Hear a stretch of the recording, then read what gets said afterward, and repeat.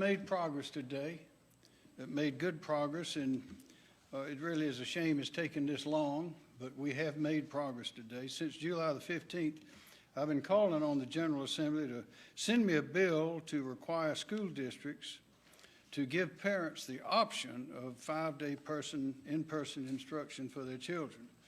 Today they have passed it, and today I will sign it. But now what we must do from now and coming months is focus on the students. That is, restoring the lost progress, restoring the learning that they missed. And of course, there has been, we know, some regression from their absence from the classroom.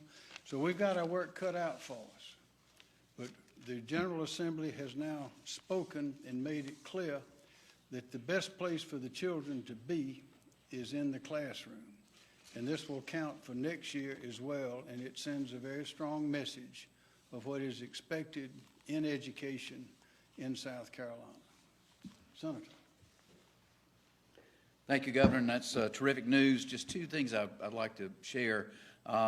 The most important thing that we will do in education in South Carolina this year is twofold. One, it is getting students back in classrooms with teachers, live instruction 5 days a week. The second most important thing that we'll do in education is begin the difficult process ahead of catching those students up. I've got good news and bad news about that part. The good news is we've got plenty of money to do it, between the money that is coming down from Washington to help us beef up that effort and the money that we're allocating in the General Assembly. We will have more than adequate resources, in my view, to accomplish that mission. The bad news is it's just going to be plain hard work. There's no shortcuts to it. There's no tricks to it. Getting students caught up is just a question of sitting down and doing the instruction, and we're going to need a lot of help to accomplish that. One part of this bill adds to that. It raises the cap on retired teachers and retired other state employees, the salary cap to $50,000 a year, so we'll be able to hopefully recruit many of our retired state employees and teachers back into the system to help us with this important effort. So thank you, Governor. Yes, sir. Thank you, Senator. Thank you. Superintendent Spearman. Yes, sir. Thank you, Governor, Senator. Every family in South Carolina must be given the option of sending their child face-to-face 5 days a week. And this science shows that this can be done safely in every school in our state and in every community. I'm very, very thankful for all the teachers, principals, superintendents who have been doing this for a while, who really went against the odds and who've been there 5 days a week. But I'm thankful for this bill now that's going to require that every district be back. It's important to make note that districts may continue for those families who still wish to have their children at home virtually, that they can do that. So S704 does not prohibit that from offering a virtual option for the families who have decided that that's what they would like to do. But this bill, as Senator Henry said, it also provides flexibility for retired employees to come back to work. And so today I'd like to implore our retired teachers, any other folks who would like to come and help us to work with our students one-on-one to help get them back on track. You would never do more important work than this. And the cap on retirement has been raised to $50,000, and we need you. So I would ask you to please consider coming back and helping us with this work. Finally, the legislation prohibits districts from assigning a teacher to deliver instruction to students simultaneously in person and virtually next year unless it is just absolutely necessary, and those teachers have to be compensated. So this will help ensure that instruction is of high quality, and in those cases where a teacher is needed to teach both methods simultaneously, they will get paid for their extra work. There are currently 76 districts that are back. Many have been back. We've got 3 more that will finish off their 5-day option on Monday. And I'll just say welcome back, students, and to the parents.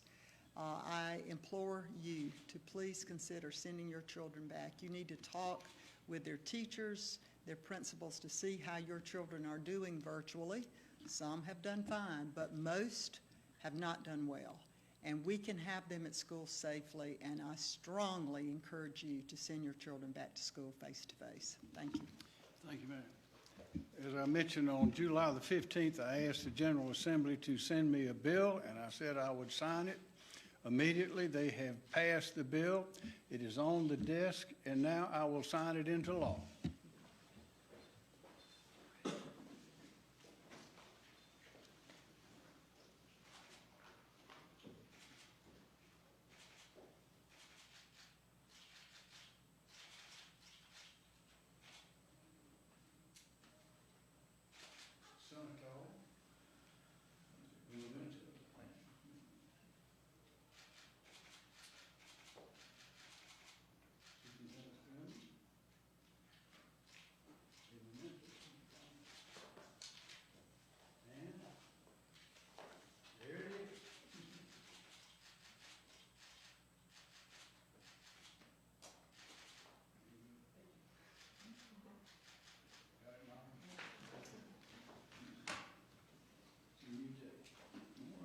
Are there any questions?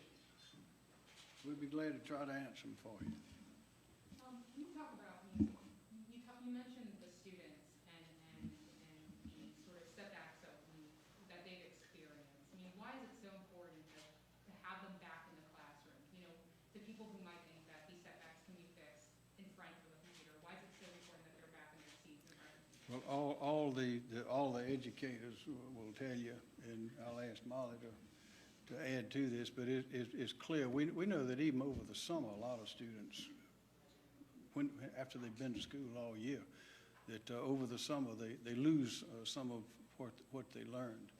But when you have students that have been out of school for this long, and we know that the virtual learning is just not as good.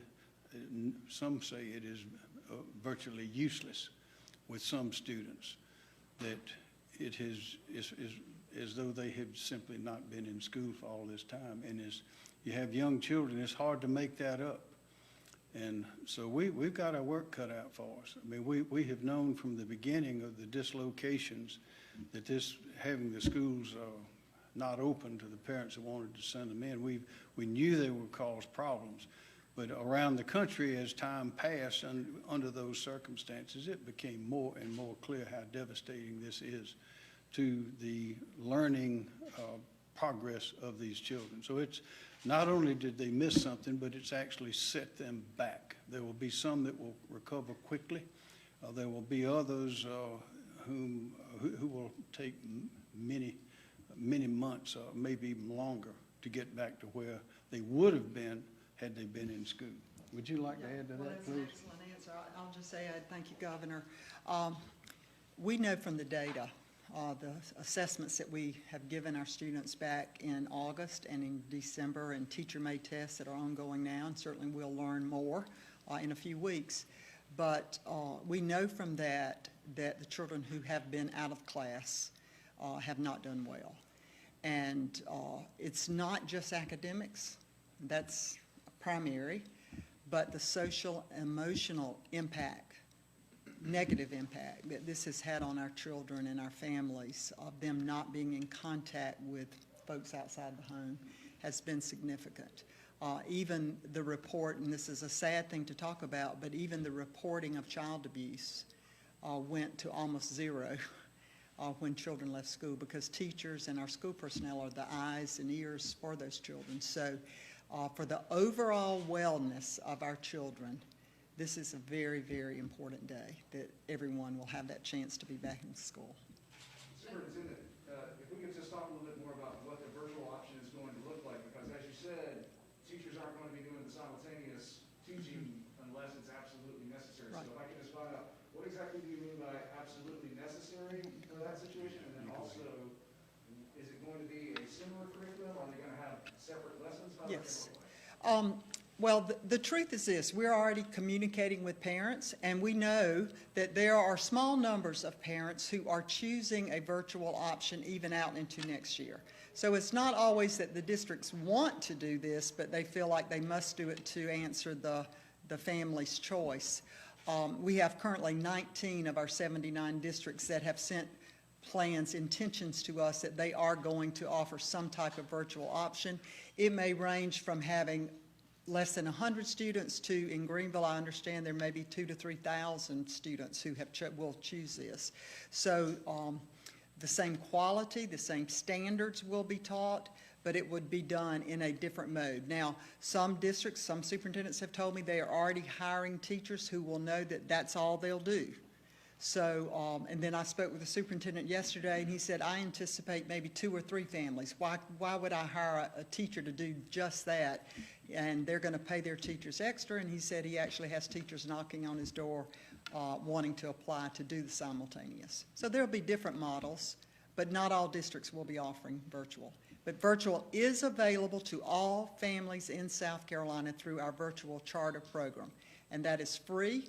And any family can sign up for that, and those options are available K through 12. As far as Ma'am. and I'm curious, Superintendent Sperry, your thoughts on this. As far as the legislature's responsibility, obviously pre-pandemic, we saw the large omnibus bill that got pushed through. That did not come to fruition. Given what we've seen and what has occurred over this past year, what do you think that the legislature is going to have to do in order to help fix some of these setbacks that we've experienced? Well, we're always looking at regulations, and if there are regulations that need to be modified, or if there are any protocols, practices that need to be streamlined or changed, I'll be coming to the legislature for that. Right now, under the pandemic, you know, I have that authority to make those changes, but we'll be working very, very closely together, and they have been very responsive to anything we've asked that we feel like it needs to be done.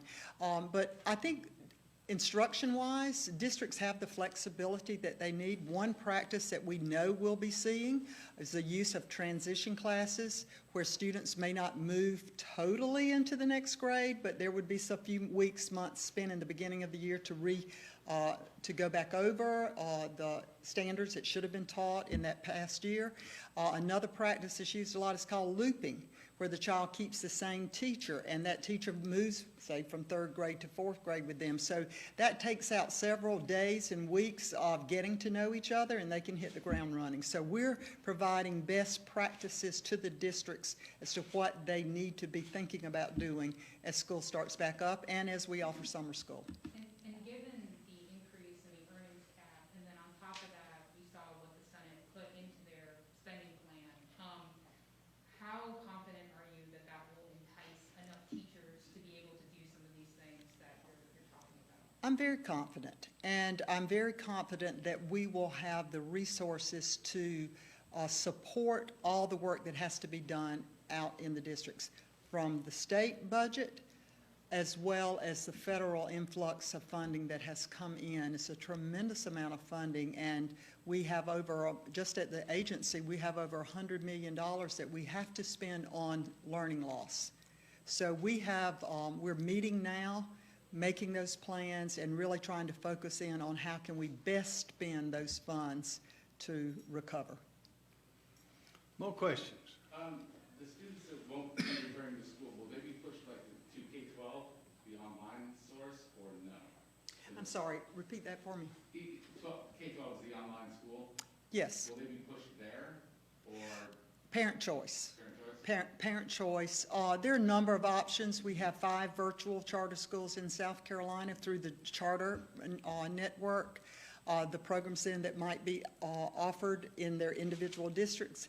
And in addition, for some middle school classes and all high school classes, we offer virtual SC at the Department of Education with certified teachers. It's a high-quality program, free to any student, public school, private school, or homeschool. So there are a number of options out there that we can suggest to parents. So actually, then no teacher would have to do like double duty then, the students. Well, yes, but obviously, we're talking about communities, and schools are community schools, and those folks in the school, they want to keep all the students they can right there with them in their community, so they want to serve those parents if at all possible.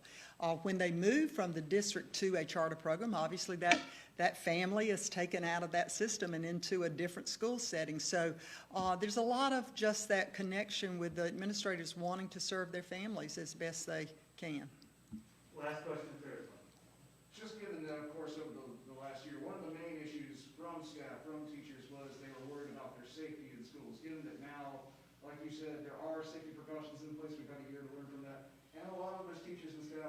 vaccinated. Is the push to, and now the law to have a 5-day option face-to-face, is that still as much of a pressing issue as it was back then, or is it still as important as it should be?